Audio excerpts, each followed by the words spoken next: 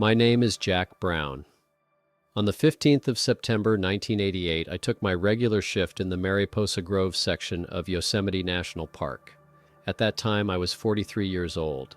I had served in the U.S. Navy from 1970 to 1982. Many people ask how a former sailor ended up among the giant sequoias in California. I usually answer that I've always loved nature. In reality, it's simpler and more complicated at the same time. I didn't join the Navy out of a great love for the sea. When I was 17, I stole my neighbor's car, an old Chevrolet, and smashed it to pieces on a country road. Could have gone to jail, but the neighbor was an ex-Marine. Instead of reporting it to the police, he made me promise to quit hooliganism and go into the service. "The Navy will teach you discipline," he said at the time. He wasn't wrong. 12 years of service straightened my character, taught me to take responsibility for my actions and to think before acting. After leaving the Navy in 1982, I was looking for a place to start over.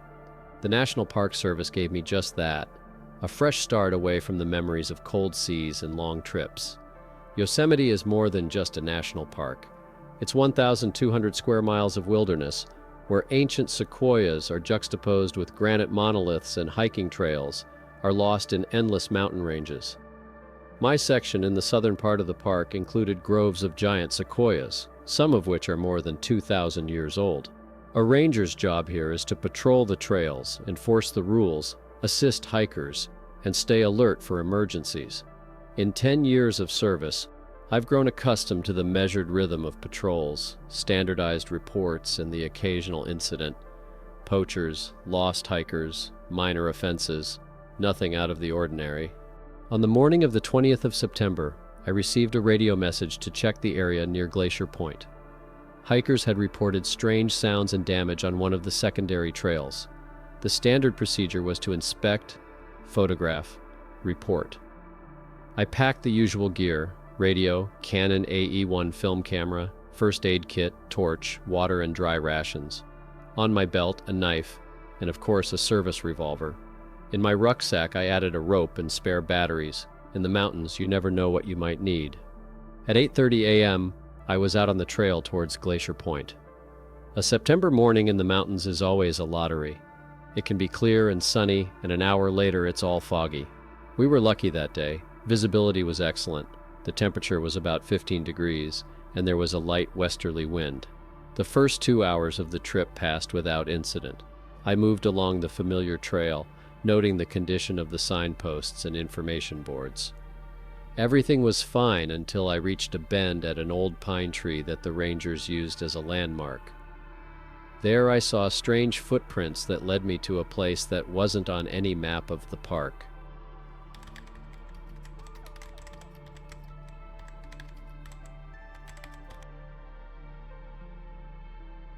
At the old pine tree, the trail diverged in 2 directions. The main route led to the observation deck, while a narrow side path led into the thicket between the rocks. It was there that I noticed fresh scratches in the granite surface, deep furrows, as if someone had dragged a heavy metal object. Broken manzanita branches and stripped bark lay nearby. The marks were no older than 2 days. I took pictures, marked the coordinates, and reported the change of route to the dispatcher. The side path led steeply upward between granite boulders.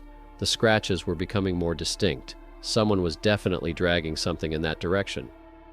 After half a kilometer of climbing, the path led to a small plateau between rocks. A metal hatch was visible in a crevice, partially hidden by rocks and vegetation. The hatch was ajar. Scratches stretched out from here. On the surface was a barely legible inscription: U.S. Army Corps of Engineers, 1952. Nearby, empty tin cans without labels and scraps of rope. I took off my rucksack, switched on my torch, and looked inside. A metal staircase led down into the darkness. It was against the rules to go down alone, but if someone was trespassing in the park, I had to stop them. The stairs led to a concrete room with a metal table and army crates. On the table was an open container the size of a shoebox. Inside were neat stacks of books in waterproof packaging: Series B Cryptographic Handbook, U.S. Army Communications Service, 1962, disposable encryption blocks, a secret. Even without being an expert, I realized that in 1988 these books could cost serious money. Not for the Army, the codes were outdated. but for collectors or people with dubious intentions, significant value. Photographed the contents without touching them. In other boxes, I found 1950s field rations and empty .45 caliber shell casings. Cold War bunker. When I went upstairs, I found a temporary camp in the bushes. The fire had gone out, the grass was crumpled, and there were traces of a tent. The coals were still warm. "Who the hell is in here?"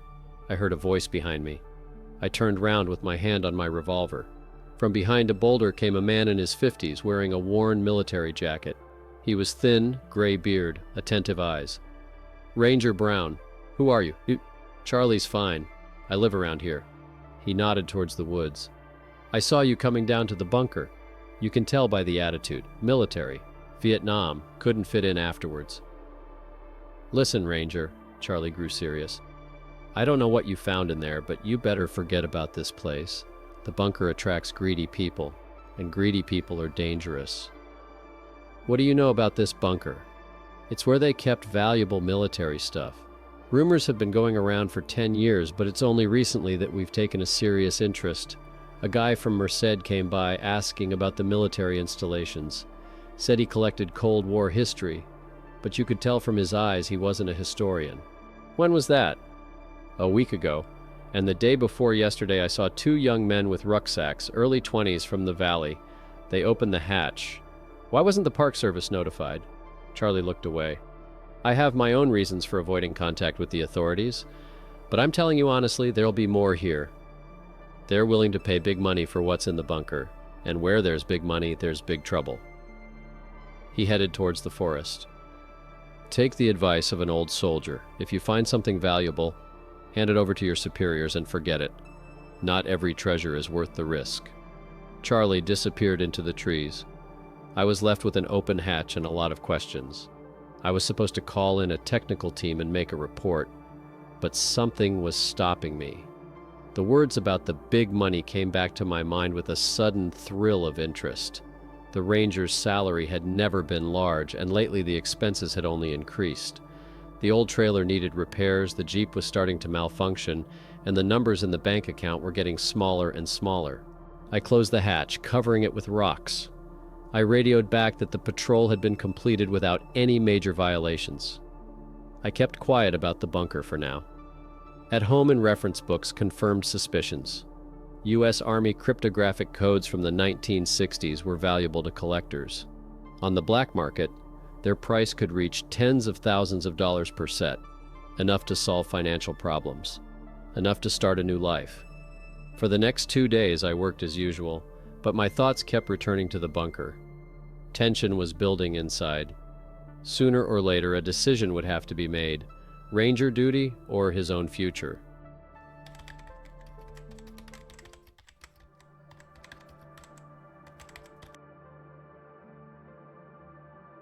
In the morning, I woke up with a heavy head and a strange feeling, as if I were standing on the edge of a precipice.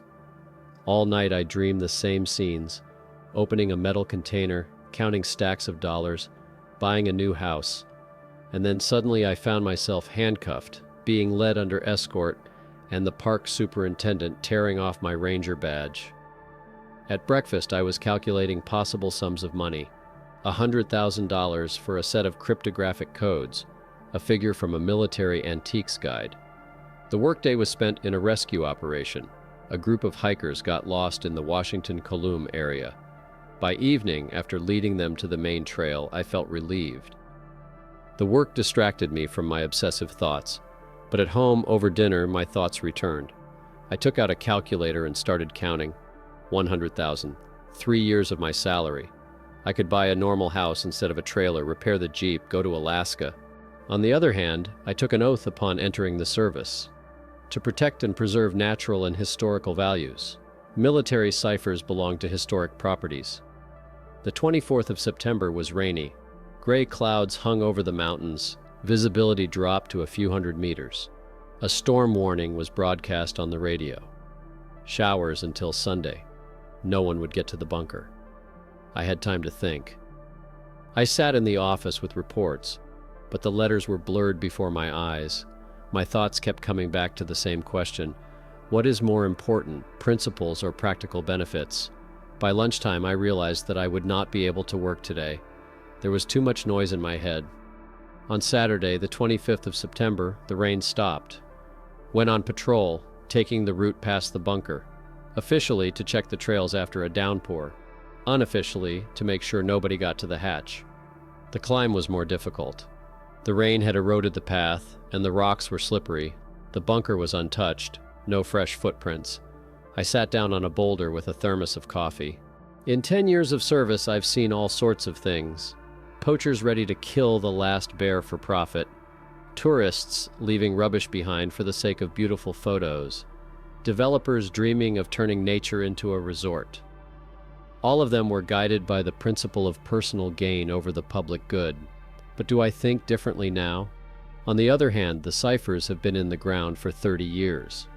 The army has forgotten. Historians don't know. What harm would it do if they went to a collector? The decision made itself. I'll be back tonight with my camera. I'll take pictures of all the pages. Collectors will pay less for the copies, but still decent money. I'll give the originals to my bosses. Compromise. I'll remain an honest ranger, but I'll be compensated. The whole day was spent in nervous anticipation. Checked batteries, charged torches, planned the route. Towards evening it started to rain, a light drizzle that would hide my activities. At 10:30, I got out of the trailer. In my rucksack, I had a film camera, 3 torches, batteries, and films. I had a knife and a revolver on my belt in case I met with greedy people. Climbing in the dark and the rain proved more difficult. The wet rocks turned into a skating rink.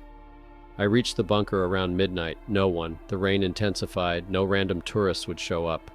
Went down to the concrete room. I set up the lights and started taking photographs, worked methodically, page by page. Cryptographic tables, instructions, examples of encryption. Some pages are handwritten. Notes from military communicators, especially valuable for collectors. The process took an hour. I took about 100 pictures. Carefully put the books back and went upstairs. I cloaked the hatch and prepared to descend when I heard voices. The very greedy people Charlie had warned about had finally come for their treasure.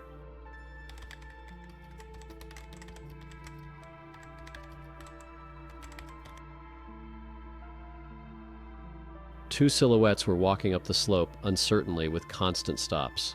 One was cursing, complaining about the slippery rocks. The other was shining a powerful spotlight. "Are you sure it's here?" the first one asked. Carl said between 2 large rocks. They were approaching the plateau. I squeezed the grip of my revolver. 2 young boys against an experienced ranger. The odds weren't bad. But it was better to avoid confrontation. The lads reached the hatch, aimed the searchlight at the rocks, and began to dismantle the camouflage. "That's it!" Carl wasn't lying. "This is a real military bunker. You don't mess around for that kind of money." One went down into the bunker. A moment later, there were enthusiastic shouts. "Found it! Lots of military books, real spy stuff, and take them all." Carl said each one could be worth thousands of quid. I stood up from behind cover and spoke loudly. "National Park Service Ranger, get out of the bunker now and get upstairs." The voice from the bunker was momentarily hushed. Then there was a squawk and a muffled curse. The guy upstairs froze, pointing the searchlight in my direction. In the bright light, I saw a young face contorted with fear and confusion. "Did you hear the command?" I repeated, stepping out from behind the boulder. Hands in plain sight, no sudden movements. "Hey, Mike!" the guy shouted downstairs. "There's a cop down here." "Not a cop, a ranger, but that's not much of a difference to you. Let your mate get up." Slowly. The guy upstairs was in his early 20s, skinny, wearing jeans and a college jacket. A student, not a thug. His hands shook as he held the spotlight. From the bunker came the sounds of hurried packing. "Mister, we haven't done anything wrong," the student spoke. "We're just studying history. We were told there was an old military facility here." "Says who?" "One bloke. Carl. I met him at a bar in Merced. He collects military stuff." The second guy emerged from the hatch with a rucksack, obviously stuffed with the contents of the container. Also young, a little older than the first, students at the local university. "ID," I demanded. They reluctantly pulled out their driving licenses. Mike Thompson, 22, and Danny Rogers, 20, both from Merced, clean records, no offenses. What did this Carl guy tell you? That there was an abandoned bunker in the mountains with military documents, Mike replied. He said collectors pay good money for such things. We thought since no one wanted it anyway. Abandoned doesn't mean nobody's. This is national park land, and what you've taken are historical artifacts. I moved closer to Mike. Open the rucksack. He reluctantly unzipped the zip. Inside were all the cipher books from the container. Do you know how many years in prison you get for stealing federal property? I asked. The boys looked at each other. Danny was ready to cry. Mr. Ranger, we didn't know. Carl said it was nobody's. We can take it all back and never, ever, ever again. Quiet. I was assessing the situation.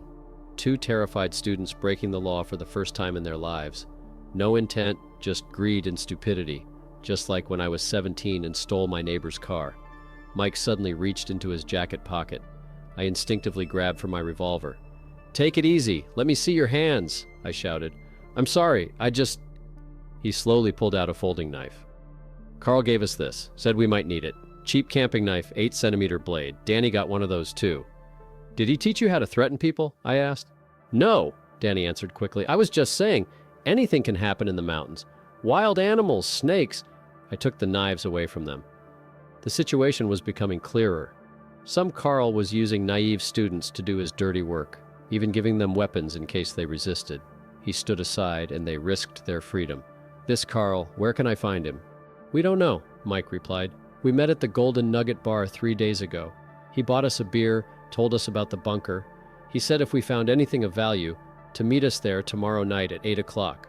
Phone number? Address? He didn't give me anything. All he gave me was a name, Carl. I held the torch up to their faces. The fear was real. They really had no idea who they were dealing with. Sit on the rocks. Put your hands on your knees. The boys obediently sat down. Danny was crying quietly. Mike tried to maintain the remnants of dignity, but his lips trembled. Mr. Ranger, he spoke. We are ready to return everything and pay the fine. We have some money. How old are you? I interrupted. I'm 22. He's 20. Families? I have a girlfriend, Danny replied. We were going to get married after graduation, and he has a single mom working 2 jobs. I looked at them and saw myself 26 years ago. The same fear, the same stupidity, the same despair. Only I was lucky. My neighbor was an understanding person. Get up! They jumped up as if stung. Listen carefully. Now you take your rucksacks, but no books, and you go down to the car. You forget the way here. You forget about Carl. You don't show up at the bar tomorrow. If anyone asks, you haven't met anyone. You haven't found anything. Danny wanted to say something, but Mike interrupted him. Shut up, Danny. He understood faster. You're letting us go? For now. But if I find out one of you is breaking the law again, I'll remember this meeting, and then I'll tell the prosecutor not only about the theft, but also about the gun you brought. We get it, Mike replied quickly. Thank you. Thank you very much. They grabbed their empty rucksacks and hurried up the path. At the edge of the plateau, Danny turned around. Mr. Ranger, why are you letting us go? I hesitated to answer. Because greed steals more from people than they can steal themselves. Go home and live honestly. The sound of their footsteps dissolved into the night. I was left alone with a container of ciphers and the weight of my own doubts. In my pocket were the films I had shot, my ticket to money. In my hands were the cryptographic codes that I was required by law to hand over to my superiors. I sat down on a boulder and pulled out a thermos. The coffee was cold, but I needed the caffeine to keep my thoughts clear. Letting the boys go, I made a choice in their favor. But what about my own choice? We can take the films, develop them, and find a buyer. Give the codes to the superiors as they should be. Everyone would be happy. I'd get the money, and the historians would get the artifacts. But something was stopping me. A neighbor's words from back in 1965. The Navy will teach you discipline. Not only discipline, but honesty to yourself. If I sold copies of the ciphers, how would I be different from the students I'd just let go? Took the tapes out of his pocket. 4 black boxes with secrets written on them. My chance at a new life. And my chance to be who I thought I was. The solution came suddenly and definitively. I opened the first box and began to pull out the film. The glossy tape slipped out of my hands and hung in the wind. Then the second, third, fourth.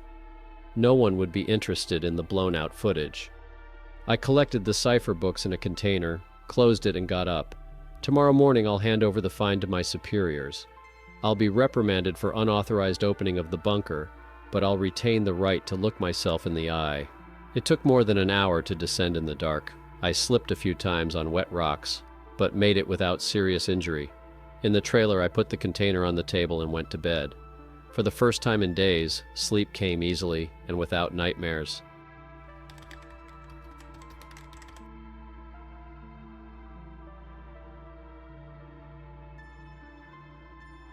On the morning of the 26th of September, I woke up with a clear head for the first time in a week. No nightmares, no agonizing doubts, only a calm confidence in the rightness of the decision I had made.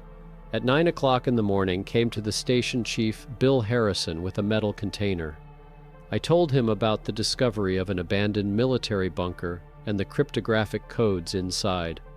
Passed on a detailed report, omitting only the nighttime photography and meeting with the students. Bill was impressed with the find and promised to deliver the container to the service headquarters. After receiving a mild reprimand for opening a potentially dangerous object on my own, I went back to my normal duties. But in the evening, I decided to check on the hermit, Charlie. I reached his campsite by sunset. The camp was empty. An extinguished fire, a clean tent. No sign of recent occupancy. There was a folded piece of paper on the large rock where we had been talking, pressed against a cobblestone. I unfolded the note. Uneven handwriting, simple words. "You made the right choice. Good luck, Ranger." Charlie disappeared as suddenly as he had appeared, probably gone to other mountains, away from the lure of civilization. Strange old man. How did he even know about my choice? I didn't tell anyone about what happened that night. 3 months later, I received a letter from service headquarters. The cryptographic codes were transferred to the National Archives, where they were added to the collection of Cold War documents. The bunker was sealed until its fate was decided. Perhaps it would become part of the park's historical exhibit. For finding an object of cultural significance, I was commended and given a bonus of $500. Not 100,000, but enough to repair the Jeep and buy new equipment. Mike and Danny's students never met again. I hope they took advice and found honest ways to deal with their financial problems. Yosemite taught me an important lesson. Real treasures don't lie in abandoned bunkers. They are found in moments when you can look at yourself in the mirror and not look away. Friends, you have just heard the story of Ranger Jack Brown, a story about choosing between easy money and honor, between temptation and duty. But many questions remain that we may never find answers to. Who was this mysterious Carl who was sending students after military ciphers? Was he really just an ordinary collector, or were there more serious people behind him? And most importantly, who was the reclusive Charlie really? A simple Vietnam veteran, or someone who knew a lot more about the secrets of the bunker than he was showing? How did Charlie find out about Jack's choice? Had he been following the Ranger all along? Could it be that the ghosts of the Cold War still roam the mountains of Yosemite, watching new generations face old temptations? And the most important question is, what would you do if you were Jack Brown?